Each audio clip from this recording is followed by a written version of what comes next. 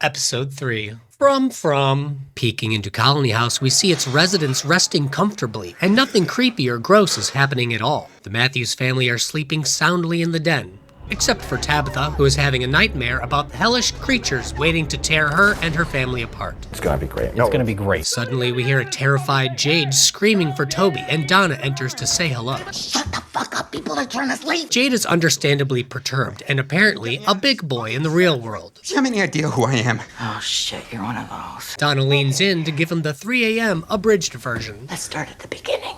You're fast. Boyd awakens peacefully in the post office and takes a look outside. We see a makeshift box outside in the yard. Boyd takes a long look at the box and we cut for the intro. Boyd walks around the post office before opening a door where we can find Frank asleep in a makeshift cell. You hungry, Frank? Boyd asks him if he needs anything. He also alludes to something happening tonight. It's important for you to understand that what happens tonight, it's not personal. I'm just gonna bash your brains.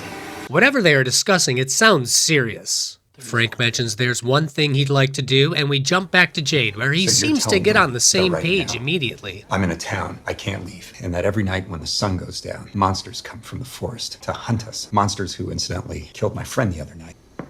Yeah.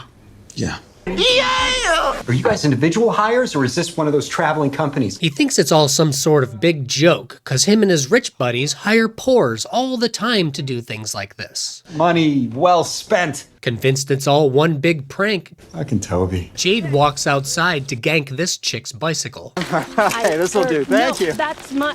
Stop! You violated the law! Cut back to Ethan and the creepy kid is looking at him once again.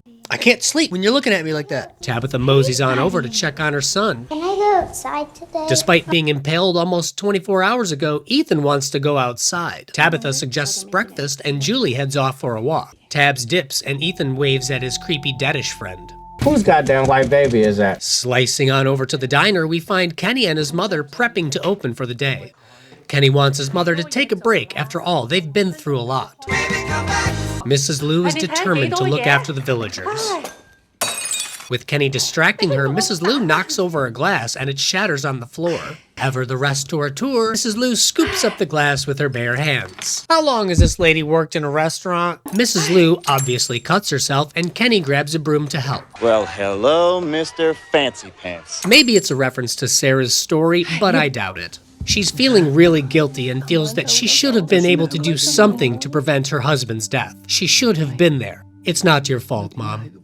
Get your ass in the kitchen, fire up that stove. You got some cooking to do. Sarah enters the room and also refuses to use the broom and scoops up the broken glass with cloth and her hands. What the hell is wrong with you people? Cut to Victor doing some amateur science. Victor is checking some notes and seems to be marking his steps. Over on the porch, Fatima offers Julie a snack.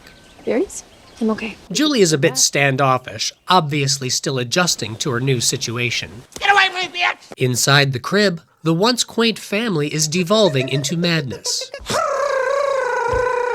Julie, sensing the cringe, enters to investigate. Y'all are embarrassing me in front of my homeless friends? And Donna pops in to alert us of a new side sorry quest. to interrupt. Father Kotry's here to talk to you about the choosing ceremony. What's the choosing ceremony? I'll let him fill you in. All newcomers have to decide where they're going to live, here in Colony House or down in the town. Father K gives us the skinny, and it looks like the fam is going to have to choose where to live. It's just part of how we do things here.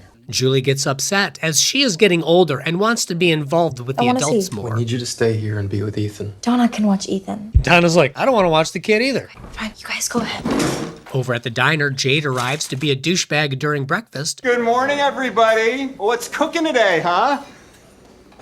This fucking guy. What are you doing here? And Sarah tells her bro that after what she did, she needs to help around here. If I didn't show up, they would have wondered why. It'll be okay. I want to help. I need to help. Down the block, Father K shows the happy couple their new home and kindly explains to them how not to get murdered on a nightly basis. Just always remember, place the talisman by the door, cover your windows, nail your windows shut. You do these things, your family's going to be just fine. I'm sorry I wasn't listening. They come across the box in Boyd's yard and Tabitha gets curious. Hey, I'm sorry. What's that? We call that the box. It's our only form of punishment we have here. You see, the rules we live by are meant to protect each other. And when someone's actions or negligence leads to the death of a resident in town, the only punishment for that crime is a night in the box. But you keep one of those talismans in there, right? Good guess, but actually no. How many times have you used it? Tonight will be the first. Come, your house is just up ahead. Anyways, welcome home. So it's not much. The Matthews scope their new digs, and Father K has another ugly truth. Looks like somebody's already living here. There was an incident the night before you arrived. What kind of incident? Tabitha heads upstairs to check out her baby's bedroom. Holy fuck. This is what happens when you break the rules. Sold! Confronted with the other night's massacre, Tabitha storms out the front door. This can't be real. Jim, having some XP Tabby doesn't, tries to convince her to take this seriously. Whatever this is, it's real, and we are stuck. Cut to Frank and Boyd in the forest, and honestly, Frank has a really nice moment here that I'm not going to ruin. Liar! No, seriously. Put this swing here for her. She was always wanting me to push her higher, and Lauren was afraid it wasn't safe. You'll bury me next to them, right? Of course. Breaking my heart. I'm not crying. I'm not crying. It's clear that Boyd does not want to kill this man. Guy, give that a try and let me know how it feels. Back at Colony House, Fatima and Ellis are watching over the Matthews siblings. Feel good? Hurts my armpit. Oh, it hurts your armpit. You're welcome. It's like the ultimate escape room. And over in town, Jade chats with Kenny about how this is all super cool. So I'm thinking maybe there's a clue in each one of the buildings? Jade just isn't getting it. Has anyone talked to you yet? I should probably get going. Kenny plays coy, and Jade and Christy trade places. Christy has come to check on everyone. How's she doing? She asks about Kenny's mom, and the two seem to share a moment. I suppose with Mr. Lou dead, she's got to get the next best thing. Over at Victor's science corner, he is still counting his steps when Ethan enters. What are you doing? Checking. I can help you check. Victor becomes irritated with Ethan. Oh, you're trouble. Your mom or pop comes back and they see you out here. Who gets blamed? When Donna cuts me off, then no more peaches. This man's got to have his peaches. It's as simple as that. I can't have it. Until he mentions the boy in white. Have you seen the boy who lives out here? Sensing a connection, Victor shares what he's doing. I'm checking to see if they've moved.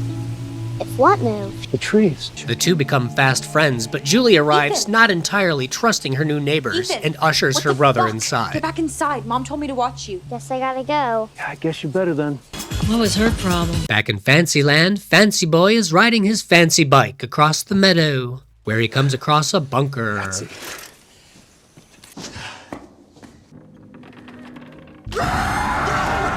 Despite what he sees, he still thinks this as some elaborate joke. Toby, you're a fucking genius! Over at the church, Father Kotry finds Boyd in the pews. Boyd is not comfortable with putting Frank in the box and says he just can't do it. Hey, I'd prefer not to put a broken man in a fucking box to be torn apart when the sun goes down. Priests being widely renowned for their lack of mercy, Father K preaches caution if Boyd doesn't kill Frank. Let's say you absolve Frank of all his crimes. Then what? Finding no solace in the father, Boyd heads home, seeing the box on his way. Stepping inside, we get a good look at the box, and while seemingly well built, I don't know how it would fare without a talisman. He's dead!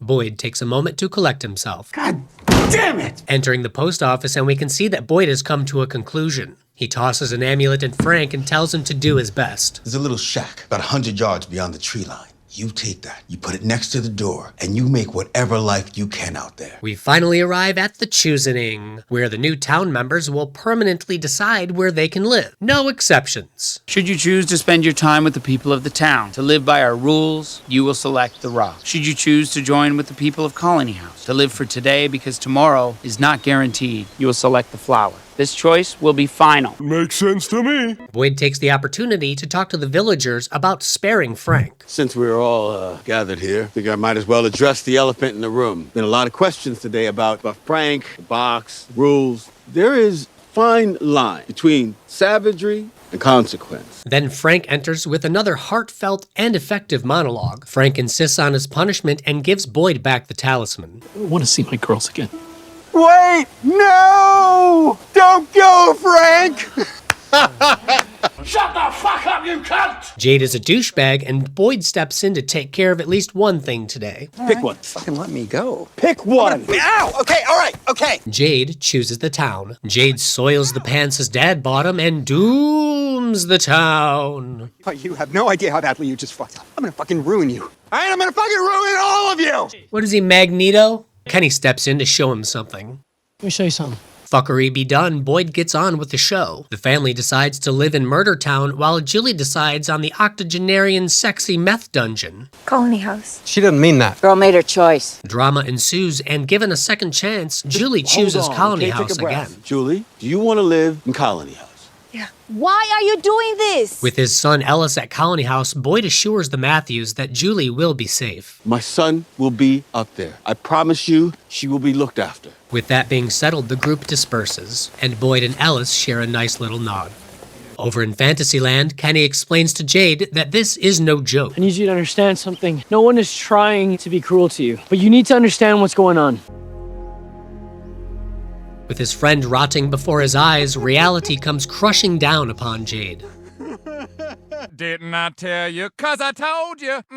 The other side of town, the sun is going down and the time has arrived. Frank is escorted to the box, while the villagers share heartfelt condolences with Frank. Just kidding, nobody says shit. Boyd opens the door and ushers the condemned man inside. If I was Frank, I'd be like, I think I do want the talisman, now that I'm thinking about it. Oh, and some Cheez-Its. After securing the door, Boyd and the townies quietly disperse. Over at the diner, Mrs. Lou is closing up. Just as she leaves, the jukebox comes alive to play If It Be Your Will by Leonard Cohen. Everyone returns to their chosen homes for some well-deserved R&R. Kenny welcomes Jade into his home as his mother prays and breaks my heart. I can't look at her. Back at the Matthews home, the family finally gets some quality time, and Jim reads Ethan a story. Shall we have a read? Revenge of the Cracker Barrel. Yeah. Julie is welcomed in at Colony House, and Frank...